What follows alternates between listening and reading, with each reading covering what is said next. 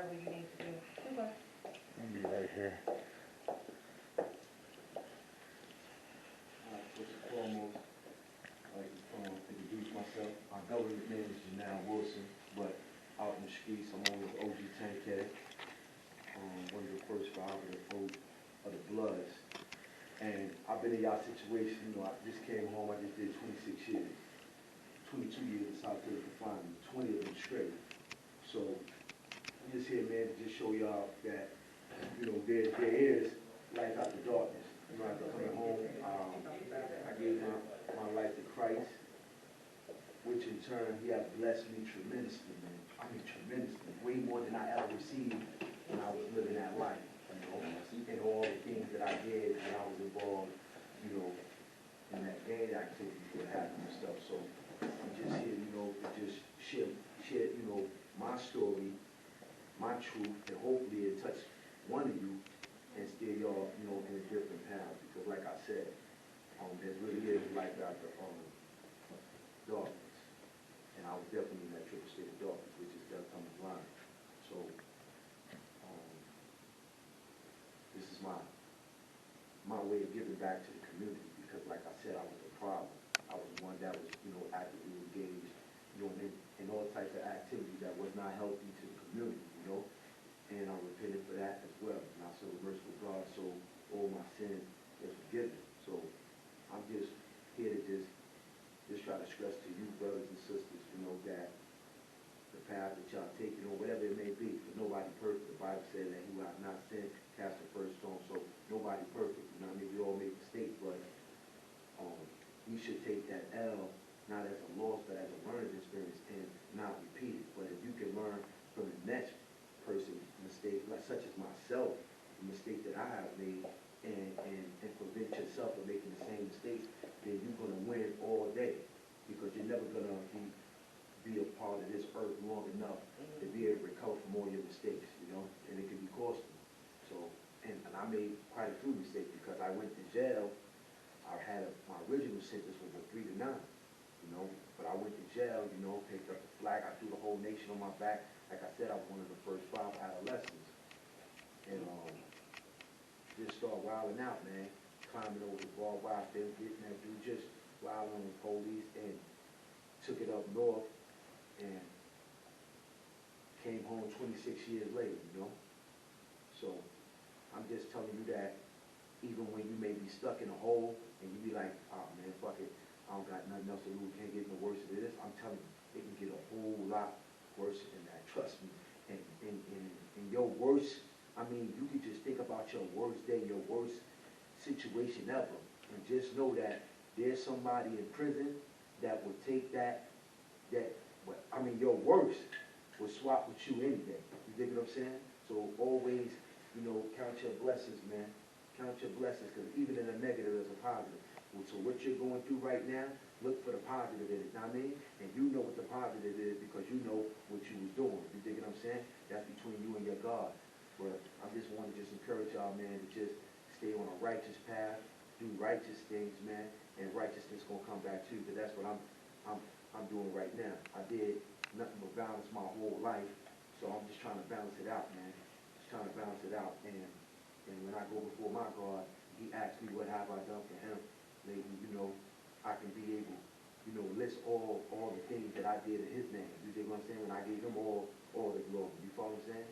When I no longer did things that represent, you know, that satanic shit. You feel me? So I'm just hoping that one of y'all brothers and sisters take heed to what I'm saying and grow from it, and hopefully, God willing, it'll help you on your own journey. That being said, I send my salutations, man. I wish y'all nothing but the best, and may God continue to protect you, your family, your loved ones, and all that you may come across on your road to redemption.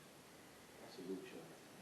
Does anybody have questions? I know a lot of people in here, he did like 26 years in prison, 20 years in the back. A lot of people like, man, how did you do that? So we definitely open to our questions. And you guys got questions on how much time we got to be here for all of them, you know? So, are you working for an organization for Yeah, yourself, or? Well, I'm heavy in the church. My church is Second Chance. My pastor is Mr. Arthur H. Boyd.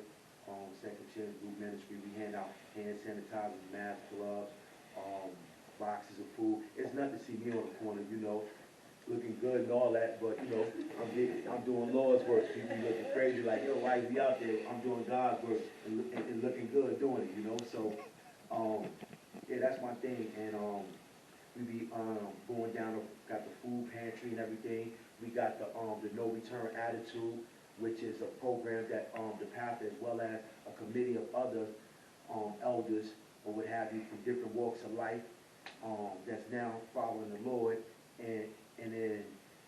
And what we have done is come up with different strategies and game plans that help brothers and sisters make a successful transition back into society. You dig what I'm saying? By providing with the tools and utensils needed, so if they get jammed in a situation, they got more tools in the toolbox than just using a hammer or a wrench. You follow what I'm saying? So, yeah.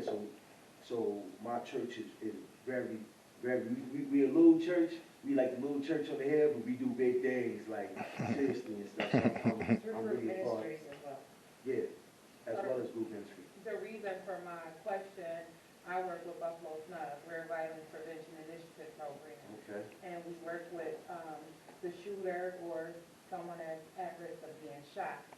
So we work with a lot of young men and women.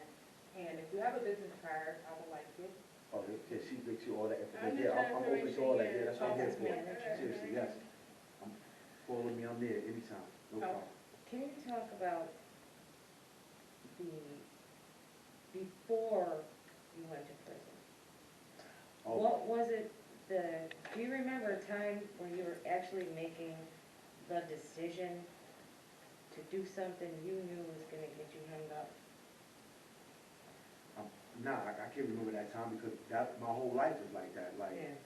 you know, violence. Like I said, my life consists of violence. I'm not saying that. When I was younger, I'm originally from Chicago. You know, completing great projects and all that side. So one time, me and my sister, we was going downstairs to buy penny candies and stuff. Because when my mom's had company or whatever, we had these couches. When you sell on the couch, you know, it'll take all your money. Like when the person got up, all they changed out, but they wouldn't know it though, you know? So when my mom's company, when they left and stuff, you know, friends and have you. So me and my sister, we'd go and hit the couches and stuff and get all the change. Then we'd go downstairs, you know, to go buy penny candies and stuff. So this particular day, we're going downstairs. So when we get on the elevator, we go try to go downstairs. So when the elevator door opened, there was a body right there. Somebody just got hit in the head. So, you know, we kids, you don't know no better what happened. We go to, you know, shock and nothing. We start throwing the coins and the blood and stuff, you know, because it was still fresh and moving. So I said all that to say this. You know, at a very young age, I have experienced like extreme violence. Like I have seen extreme violence inflict on people that I love. I'm not gonna go into that, but that affected me because I'm witnessing something, you know, go happen, what have you, and me being a child, I'm unable to defend, you know, the person that I love. You follow what I'm saying? So, you know, I live with that. So that's just one of the things that, you know, haunt me. But, yeah, my whole life been balanced, man. Like everything I've been taught, you know, at a young age, any type of disrespect or anything that is perceived as disrespect, you handle with balance. So, I didn't have no communication skills or anything like that. I wasn't taught none of that. It wasn't, you know, like in the black community, the moms teach you somebody hit you, or you know, you pick up something, you hit them back. It ain't you go tell the authorities or anything or the higher up. It's none of that. You smash them, you destroy them, and you don't come back home. So you know, that's where I come from, and it was gang infested. My whole family was, you know, I'm not gonna say my whole family, but my older relatives, what have you, you know, some was vice lords, some was gangster disciples, you know. So, you know, the gang life and, you know, the banging life, whatever you want to call it, you know, that's part of my DNA, you know. So, yeah, but that's and it was just a snowball effect. So I'm just showing you in my beginning stages, like the things that I witnessed and I carry with, you know, for the rest of my life. Cause I don't know if people realize, like in the box, I like read a lot, like dealing with the, you know, the mental, how the mind work, and the mind, it will hold something that tragic, something that you see that impact you, you know, it will hold that forever, but something peaceful happened to you, it will forget it, you know. So Like they say, I said that to say, so all the everything that's all on my mind. Because that's what my mind. You follow what I'm saying? Yeah. So I'm trying to make good moments, good times now, you know. And by the grace of God, He has blessed me with a real good support system that's really there for me, and I'm grateful, you know. Wasn't it by accident that you got sent to this area? Yes. Tell me Yeah. about that. Well, once I had gained the time back, what have you, I still had one of my cutting charges that I had that I was unable to get the time back. I had got 15 for, so which is I'm winding down on that now. But so when I went to sign out or whatever, it came with the paper. So as I read the paper sign, I'm like, yo, there's got to be some typo. Y'all got me going up to Buffalo. I'm not from Buffalo. I'm from the Bronx. So they like, this what they did. I'm like, yo, I don't know nobody in Buffalo. I'm from the Bronx, bro. They're like, go check the computer, do something. Like, I don't know nobody from up there. I never been up there. So, long story short, going back, like, it was an error or whatever the case may be, but they giving me two options. Either I can, you know, stay and let them rectify the situation and leave here and go down to the Bronx, or I can go up to Buffalo and get it straightened out up there. So, of course, I'm coming up to Buffalo. Like, I ain't staying up in there and take a chance. If you my luck, a ride jump off. Right. You know what I mean? And now I'm stuck. Like, I'm ready to go to Buffalo. So that's how I wound up here. And the reason being is that I was a female that I used to deal with, you know, she lived in Brooklyn. You know, I had as my emergency contact, what have you. You know, she rode out me for a minute. Salute to her, it didn't work out, what have you. Her name was Mary. You know what I mean? Beautiful person, beautiful heart. Got nothing bad to say about her. It just didn't work out. But she definitely a true African queen, a warrior, and definitely for the people. So I definitely salute her and appreciate her and her sacrifices that she done for me. You know, yeah, that would never be forgotten. But that's how I wound up here, because they still had her information, her contact information listed as my go-to. So my counselor, he never changed the information that I sent him, you know, for my present wife that I'm with. He never did that. Right. So, no coincidences, right? Because who did you end up meeting here? Oh, let me say this. So when I was in prison, when I was in a box, you know, I used to pray. So I used to, you know, beg for forgiveness, you know, repent and ask the Father to give me a second chance at life. And if he so grant me mercy that that this second stage of my life, you know, I would do good. I would use my influence to save the kids, you know, save their souls, etc. I would use it to steer them on the righteous path instead of the wrong path that I was doing, whether directly or indirectly, you know. So by the grace of God, it happened. So now, fast forward, I'm in Buffalo. So I'm on the phone with my fiance and stuff. So we talking. So I'm like, yo, I gotta go to church.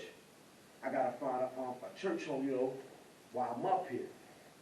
So I'm like, I don't know where to go, what have you. So she like, you know, let's pray. Let's just pray on it, you know.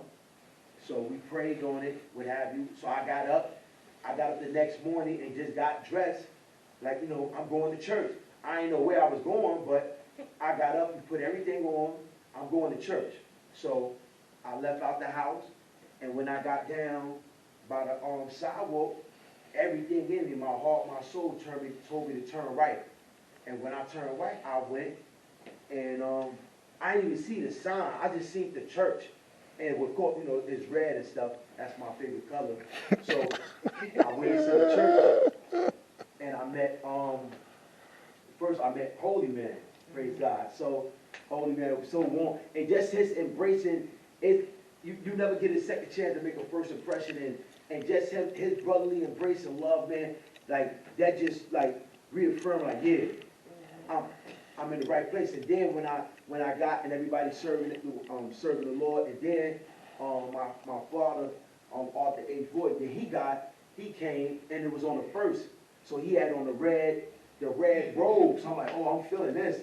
So he got up, and he was preaching. So then, as he's doing this sermon, what have you, he's giving the word. So something just told me to look up. So when I looked up, and it said on the banner on the back, it said Second Chance Church, 21 years of service to the community. So I'm like, wow. So then that's when it just all hit me, like, wow. I prayed for a second chance. So so you know, it just made me, you know, I was just overwhelmed, and I was just my pastor talking about that. My pastor talking about that yesterday when we was together. We went to go pick up his boat and stuff, because he taught me how to go fishing and stuff like that. So so he was like, I remember when you first came to church, and I seen you. And he said, yo, he said you was worship like a crazy man. I'm like, who is that worshiping for the Lord like that and stuff? So it was just beautiful, man. It was just beautiful. And it's nothing like, man, it's nothing like worshiping the Lord, man. Like, seriously, you know, being found and just giving a second chance, you know, to do better, you know, because God protect fools and babies. And like I always tell people, like, I was one of both at one time or another. But by the grace of God, you know, he protected me because I gave my loyalty to the wrong motherfucker. I ain't gonna hold you, you know, that didn't give a fuck about me. Seriously, that just abused me, and then when these motherfuckers knew that my freedom was right here and I can actually go home, they sent 2 rats at me. Now I mean, they try to derail my freedom. You feel what I'm saying? Yeah, the same motherfuckers that I caught 26 years old. Yeah, that tells you, that's why I'm out here doing the Lord's work, and I'm going against all that shit, and I'm telling the kids, to save the kids, to prevent them from making mistakes that I made, you know. So however the ball may fall, you know, I'm riding with the Lord, so I'm protected, so I'm not worried about nothing or anything. And the energy that I gave behind the wall, doing the negative, I'm gonna do it this time, but I'm doing it with positive energy, you know. So that's my message, you know, that's my aim, and I got the people behind me, and I ain't letting nothing stop me, you know. What advice would you give this class who is moving towards their second chance? They're on their journey where they're seeking employment. They've had different obstacles in their way, and you know, now they're trying to move forward. What advice would you give them so that they can stay strengthened in order to accomplish their goals?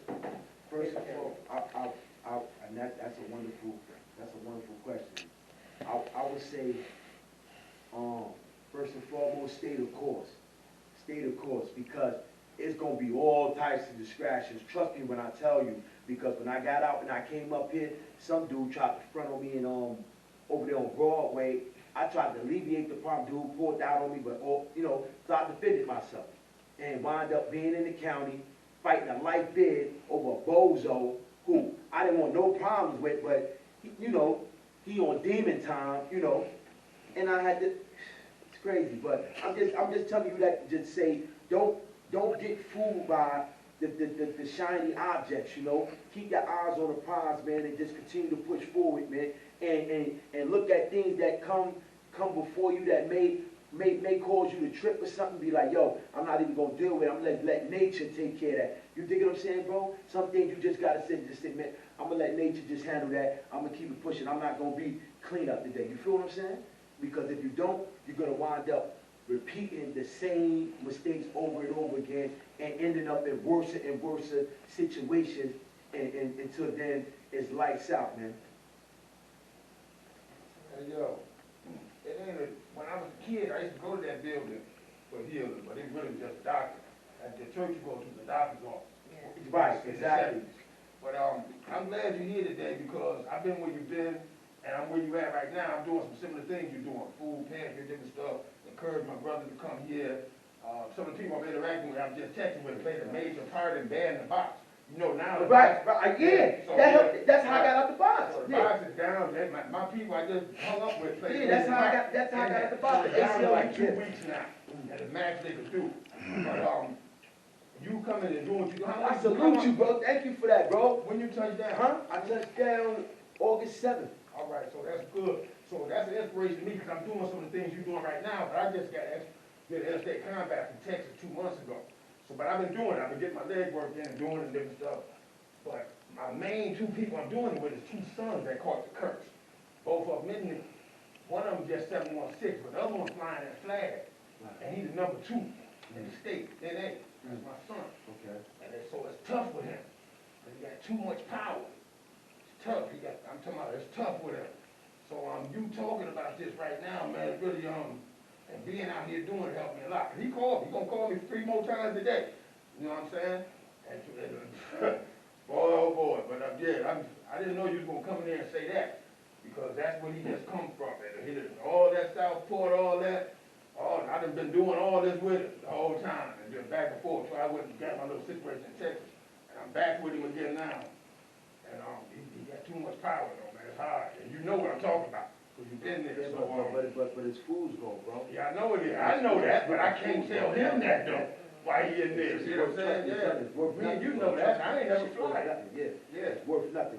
And I've been to the highest, I That's mean, right. when you couldn't go no higher than what I've been behind the prison Yeah. wall. And I'm telling you, that when you add it up, that shit ain't worth nothing. But you couldn't Nothing. tell then though. Nothing. Trust me when I tell you, when I look back on it, it's worth nothing, man.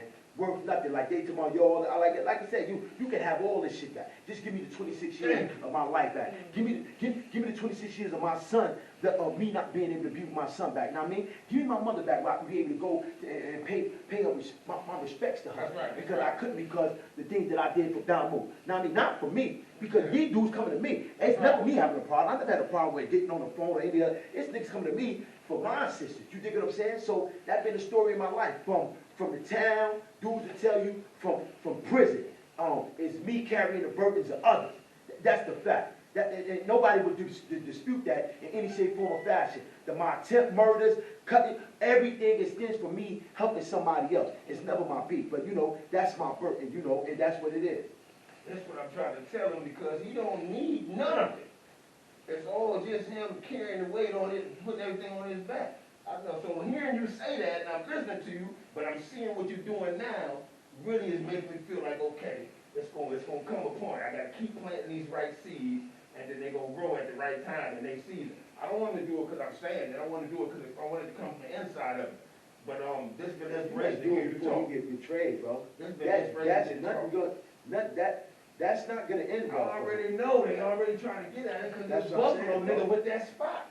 Buffalo nigga want to get that spot. So So, excuse my language, So, yeah, this is something I've been going through. This is something I've been going through, so, yeah. And I already had some terrible fights and some things happening already. And I know about it. Because I'm way older than him, and I was there before he even thought about going. My brother is Darren Gibson from Buffalo 5. He did 32. I grew up in Attica. I done got caught taking drugs in Attica. The police just took it from me and threw it away. Because they watched me go with my mother till I was going grown. So I know this prison stuff. And I've been trying to tell him, and I don't know, man. you gotta stay on, bro. I'm on him every day. He gonna call me. By the time I come out of here, he gonna be calling. Praise God. Now I'm gonna keep you and the brother and in my prayers, man. As well as all y'all. Keep all y'all in your prayers, your family and lovers. Now I truly wish y'all the best, man. I just hope that, you know, something I said, you know, if I could steal one of y'all, man, like my pastor just saved one soul, man, I did the Lord's work, you know, and that's what I'm here for, truthfully, you know. So, any more questions? If not, I salute y'all and I wish y'all well on y'all journey. And coming in there is enough in itself that you came from one place to another one. That means a lot right there. That's it. Yeah. Well, thank you.